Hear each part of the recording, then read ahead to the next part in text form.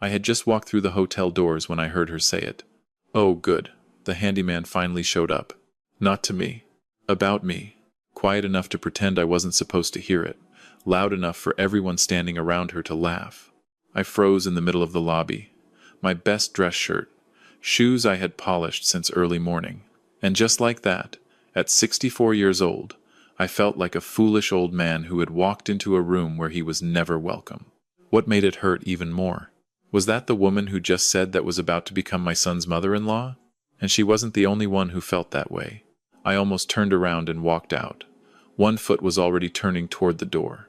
But right then, my son appeared. He pushed gently through the crowd, stepped close, and leaned in toward my ear, and whispered, "Dad, trust me, just tonight." He didn't explain anything else. Just that one line and a look in his eyes I had never seen before. I had absolutely no idea what was about to happen. Neither did they. My name is Raymond Cobb. People who know me call me Ray. I'm 64 years old, and I live on 32 acres outside of Conroe, Texas, about 40 miles north of Houston, out in Montgomery County, where the pine trees start to take over and the roads thin out, and the houses are spaced far enough apart that you can still hear yourself think. I was born here. My father worked this land before me. He was a pipe fitter on the oil rigs and a part-time cattle farmer, and I followed him into the fields at 18, spent 22 years doing equipment maintenance on drilling operations, and when I retired at 55, I came back to the acreage, vegetables, a few head of cattle, a small pecan orchard that I still argue with every autumn. Nothing that makes strangers straighten up when you describe it. But it's honest, it's mine, and every square foot of it came from work, the kind that stays in your hands. I've had calluses on my palms since I was 12 years old. My wife, Lorraine, was the kind of woman the world doesn't make enough of. Quiet and strong. Razor sharp about people. She could read a person in 5 minutes and be right about them for the next 20 years. We raised 2 children together in that house. My daughter Simone is 31 now. She married a high school history teacher named Gerald. They live in Houston's 3rd Ward with their little boy Theo, who is the funniest child I have ever encountered in my life. And then there's Darius, 33, a civil and agricultural engineer who graduated from Prairie View A&M on a full scholarship. Watching him walk that stage was the second proudest day of my life. The first was the day he was born. The third was the day I stood at Lorraine's hospital bedside, and she squeezed my hand and said, "Those kids are all right, Ray. They're going to be just fine." She was gone 2 days later. Heart failure. Fast and merciless. That was 5 years ago, and I won't pretend it doesn't still knock the wind out of me sometimes. Darius and I got closer after Lorraine passed. He drove out to the farm every weekend without fail. We'd work together mornings, eat lunch on the back porch, talk until the sun dropped behind the tree line. He was doing well, consulting on irrigation systems and land management for agricultural operations across southeast Texas. Good salary, good life, but more than any of that, he was present. He was my son in every way that mattered. About 20 months ago, he brought someone home. Her name was Vanessa Hartwell. She came from Scottsdale, Arizona, the kind of Scottsdale money that doesn't need to announce itself but does anyway, in the small, careful ways. Her father, Preston Hartwell, ran a holding company with interests in commercial real estate. Her mother, Claire, sat on charity boards and had never once in her life said something she hadn't rehearsed first. When Darius introduced Vanessa at a Sunday dinner at the farm, she smiled the entire time. Gracious, measured, not a single thing wrong on the surface. But Lorraine always told me, "Watch the eyes. Smiles can lie. Eyes take more effort." Vanessa's eyes, when they landed on me, did something I'd seen before and never liked. A quiet inventory, looking around the kitchen, at my hands, at the pegboard where I hang my tools. She wasn't rude, never said anything out of place. But she was measuring, and I had the distinct feeling I wasn't coming up to whatever standard she was applying. I told myself I was being a protective father. I talked myself out of it for 18 months. Preston and Claire Hartwell were the kind of people who make a room feel smaller the moment they walk in. I visited their property in Scottsdale, once sprawling house, pool, guest quarters, a 4-car garage holding 2 vehicles I couldn't name. Preston shook my hand the way you shake something you're obligated to touch. Claire asked me about farming the way people ask about a hobby they can barely disguise their pity for. She used the word pastoral to describe my livelihood. I had to confirm later that she was, in fact, being condescending. But Darius was happy, and so I kept my mouth shut and I kept going. Then came the engagement dinner. The Four Seasons in Houston. 50+ guests. I got there a little late, a fence situation that morning. Plus the drive, though I had cleaned up properly, ironed my clothes, polished my boots until they reflected light. I walked in doing the best I could with what I had, and that's when I heard her. Vanessa's voice, to her mother standing right beside her, low and casual. "Oh good, the handyman finally made it. I cannot tell you exactly how many people heard it. Enough. I saw a woman look away quickly. I saw a man find something urgent in his drink. The room did that thing rooms do when something uncomfortable passes through a ripple of almost silence. I turned to leave. I want to be honest with you right now. I had one hand already moving toward that door. 64 years of life, and I still felt like a 12-year-old who didn't know which fork to use. That is what shame does to a person. It doesn't care how old you are. It doesn't care how hard you've worked or how clean your hands are or how long you've been doing the right thing. It just drops you back into the smallest version of yourself and dares you to walk forward anyway. Then Darius was there. 4 words. Dad, trust me. Tonight, I stayed. The dinner passed.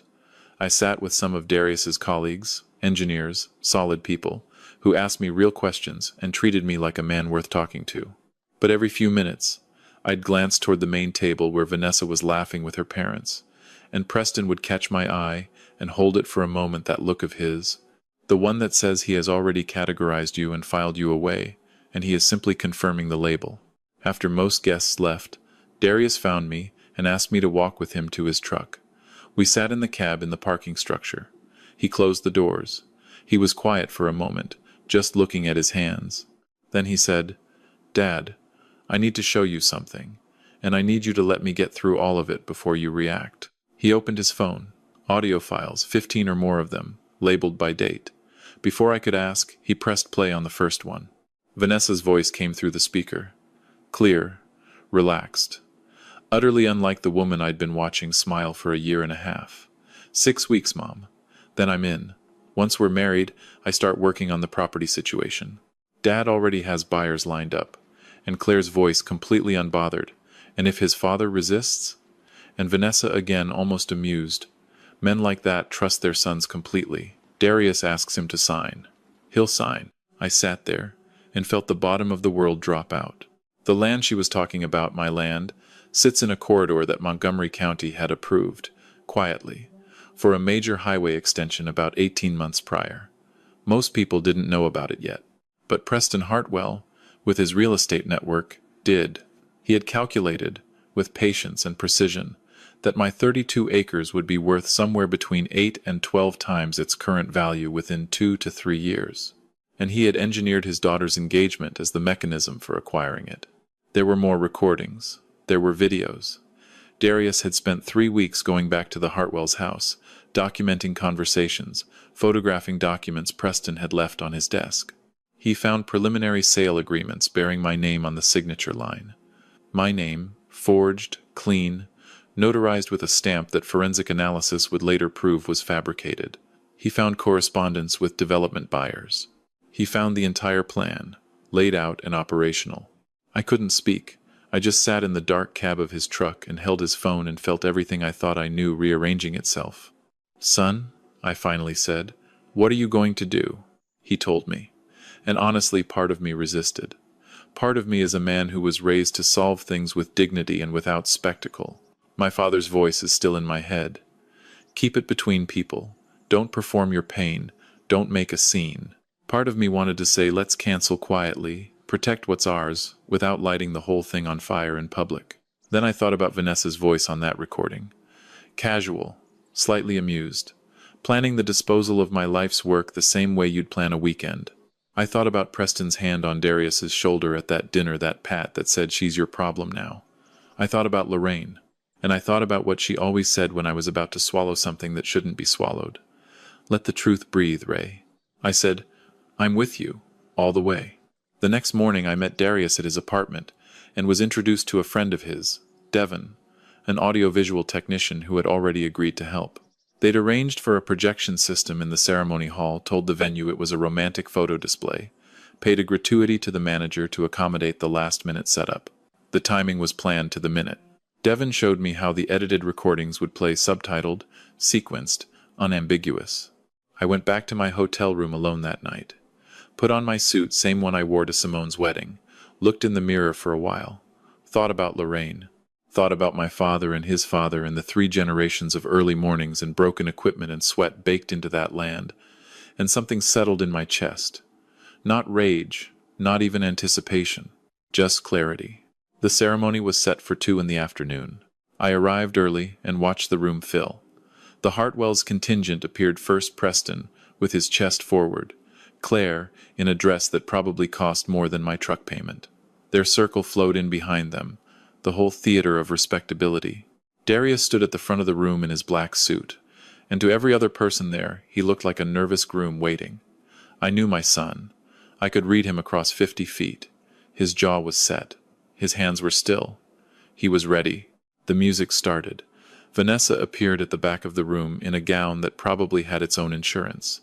She walked the aisle on Preston's arm, radiating everything she wanted people to see.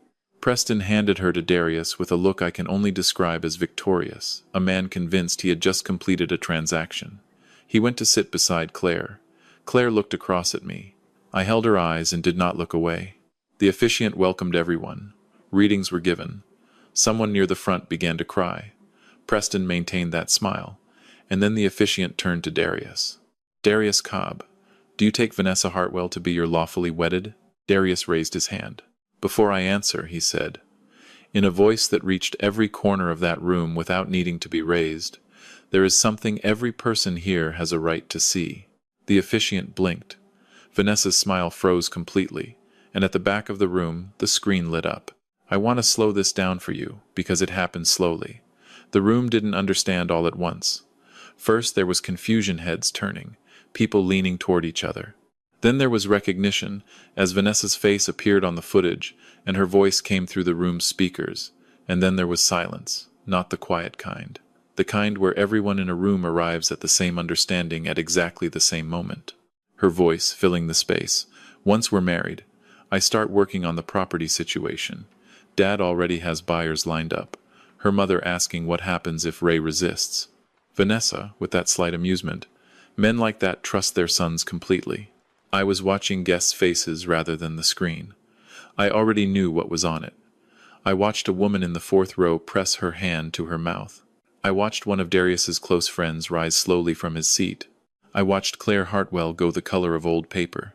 Preston was on his feet. "Shut that thing off. That is edited. That is a fabrication." The recording kept going. The second clip was Preston in his own study, leaning over his desk, voice low and businesslike. "The corridor gets approved. That land triples. We need it in our name before the public survey. Vanessa manages the son. We manage the paperwork." A sound moved through the room, not quite a gasp. Something heavier. Several people on Vanessa's side stood up. 2 walked toward the exit. The third recording was from the night of the engagement dinner. 2 women's voices, clearly in a restroom, touching up their appearances. "Vanessa, I don't know how much longer I can smile at that man. He walked in looking like he'd just come off a work site." Claire, laughing softly. "Just a little longer. After the wedding, Darius distances himself. We won't have to keep pretending." The room broke open. I stayed completely still. I had promised Darius I would stay still, and I held to that, though what it cost me, I will not try to describe. Vanessa at the altar was crying, the tears coming fast, like a switch thrown. "Those are edited. Those are out of context. Darius, tell them." But Darius had turned to face the guests, and his voice was so level it was almost frightening. "Everything you heard has been certified by forensic audio analysts. The property documents bearing my father's signature are forgeries. This plan has been running for over a year." Preston charged toward the back of the room, toward Devin in the AV booth. Devin stepped out, locked the door behind him, and the presentation continued. Documents now, sale agreements, buyer correspondence, projected profits. Preston's name on all of it. Dates of contact that preceded the engagement by months. Then a man in the 3rd row stood. He was maybe 55, well-dressed but without performance about it. He introduced himself to the room without drama. "My name is Alton Burke. I serve as an assistant district attorney for Harris County." I was invited to this ceremony as a personal friend of the Hartwell family. He looked directly at Preston. Mr. Hartwell, what I have witnessed constitutes evidence of conspiracy to commit fraud, document forgery, and theft by deception. I am advising you not to leave this building. I remember thinking, Lorraine would have loved this moment. Preston blustered. Claire wept. Vanessa tried to move toward the exit and was firmly stopped by 3 of Darius's friends who simply placed themselves in her path. She didn't fight it. She crumpled there in her $1,000 gown, on the ballroom floor, and sobbed. And I know a person is supposed to feel something complicated about that. Maybe I did, somewhere deeper down, but what I felt in that immediate moment was the weight lifting. The weight of 32 acres and 3 generations and 5 years of missing Lorraine and 18 months of swallowing something that tasted wrong, all of it releasing. If you have ever walked into a room where you felt like you didn't quite belong, where you'd done everything right and still felt the invisible judgment, you know exactly what the release of that weight feels like. That moment when the truth catches up to what you already knew in your gut but couldn't prove. That moment when the room stops looking through you and starts actually seeing. Police arrived within 20 minutes. All 3 Hartwells were escorted out. Preston still arguing, Claire behind dark glasses, Vanessa with her veil askew. Some guests filmed on their phones. Others stood in stunned silence. One of Vanessa's cousins came to Darius, crying, saying she was sorry, that she truly hadn't known. The officiant had gone. The catering sat untouched. The music was cued and waiting. Darius found me in the thinning crowd, and we stood side by side without talking for a while. Then he said, "The food's already paid for, Dad." I looked around. Some guests had left. But Darius's real friends were still there. Simone had rushed over the moment she heard, her husband Gerald beside her. A handful of Vanessa's own extended family had quietly chosen which side of the room to stand on. Darius said, "I'd rather celebrate than grieve." So we did. We ate. We put the music on. We danced. I danced with Simone, who held my face in her hands and said, "Mama would be so proud of you both, Daddy." And I had to look away for a second because that landed somewhere deep and undeniable. Honestly, if that had been me 20 years younger, I don't know if I could have stayed in that room the way Darius did. I don't know if I could have held myself still through those recordings playing, watching the woman I loved reduce my father to a punchline while guests who barely knew us turned to stare. That kind of sustained composure, the kind that doesn't flinch and doesn't perform, is its own kind of strength. I want you to sit with that. In the weeks that followed, Alton Burke built the case methodically. Darius provided every recording and document. Forensic experts authenticated all of it. The investigation revealed what we hadn't fully known. The Hartwells were in serious financial trouble. The Scottsdale estate, the charity boards, the holding company, all of it was a facade held together with debt and the kind of borrowed credibility that requires a continuous supply of new victims. Preston had civil judgments in 2 other states. Claire had maxed credit instruments across 4 accounts. They needed our land because they were desperate in a way they had spent years hiding. That, I'll admit, gave me a complicated feeling. Not sympathy exactly, but an understanding of the difference between cruelty for its own sake and cruelty as a survival strategy adopted so young it became second nature. A woman named Patricia Vance contacted us 3 weeks after the canceled wedding. She had been briefly engaged to a Hartwell family associate 4 years earlier. The same playbook questions about her family's property, pressure to share financial access, then threats when she disengaged. She testified at trial. 2 other people came forward with similar accounts. The settlement offer arrived before trial. $300,000 and a formal public apology in exchange for dropping all charges. Darius and I sat with it for about 10 minutes. Then I said no. Not because I'm rich and didn't need the money. I am not rich and I could have used it. I said no because some things don't have a number attached. I said no because Patricia Vance deserved to tell her story in a courtroom. I said no because whoever came after us, and there would have been someone after us, deserved not to go through this. The trial was 2 weeks. The defense painted Darius as a vindictive ex-fiancé who had fabricated an elaborate revenge. It was a creative argument. It had nowhere to stand. You cannot argue manipulation in the face of your own voice on certified recordings. You cannot argue forgery away when your own documents are examined by handwriting experts. You cannot argue pattern when 5 people from different cities and different years describe the identical sequence of events. Guilty on all counts. Preston Hartwell, 11 years. Claire, 7. Vanessa, 9. The judge said something in her final remarks that I have written on a piece of paper I keep by the kitchen window, the one that looks out over the property. She said, "The calculation this family made that dignity is cheap, that integrity can be outmaneuvered, that a man's worth is determined by his address, was the precise error that brought them here." Darius came home to the farm, not as a retreat, as a decision. He said the city had been him auditioning for a life that wasn't actually his, trying to impress people who were keeping score in a game he hadn't agreed to play. He consults remotely now. Runs the irrigation side of the property. 2 years ago he married a woman named Tanya, a soil scientist from Huntsville who showed up to their 3rd date in work boots, and has never once made me feel like furniture in my own house. They got married here, on the land, under the pecan trees, with 40 people who genuinely knew us. It was the best day I have had since Lorraine. Here is what this story taught me. And I mean this not as a platitude, but as something I had to earn. The people who try hardest to diminish you are usually the most afraid of what you represent. Vanessa Hartwell didn't call me the handyman because she believed it was accurate. She said it because she needed to believe it. She needed me small so that what she was doing remained survivable to her, so that she could keep telling herself it wasn't personal, wasn't wrong, was just business. The mistake most people make, when they encounter that kind of dismissal, is to turn it inward, to ask what they could have done differently to deserve more respect. The answer is nothing. There was nothing to fix. The problem was never yours. What Darius understood that nobody else in that room quite grasped until the screen came on was that the truth doesn't require permission. It doesn't need the right moment, or the right venue, or the right audience. It just needs someone willing to stand up and let it speak. And the question I want to leave you sitting with today, not as accusation, just as something to carry home, is this. Is there a room in your life where you've been making yourself smaller to make someone else comfortable? And if so, how long do you plan to keep doing that? I am 64 years old. I have calluses on my palms, and a pecan orchard out back, and a son who drives out for dinner 3 nights a week. I wake before the sun, and I work until my back tells me to stop, and I sleep like a man with nothing to hide. That is the whole inheritance I was ever after.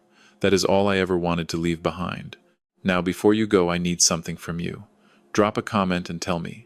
Type a 1 if you think Darius was right to expose the Hartwells publicly at the ceremony, in front of everyone. Type a 2 if you would have taken that settlement offer. $300,000 is real money, and there's no shame in saying so. And type a 3 if you would have walked straight back out those hotel doors the moment you heard those words, and never looked back. I want to know. I will read every single one. And tell me where you're watching from, and what time it is there. Someone is going to be watching this at 2 in the morning from somewhere I wouldn't expect, and somehow this is the story they needed tonight. That means something to me every single time. If this found you, if something here landed somewhere real, I'd be glad to have you stay. I share stories like this as often as I can. Hit subscribe if you want to be here for the next one. This is a fictional story inspired by real emotional experiences. Fully rewritten and reimagined in Houston, Texas to create original content. Any resemblance to real people, locations, or events is entirely coincidental.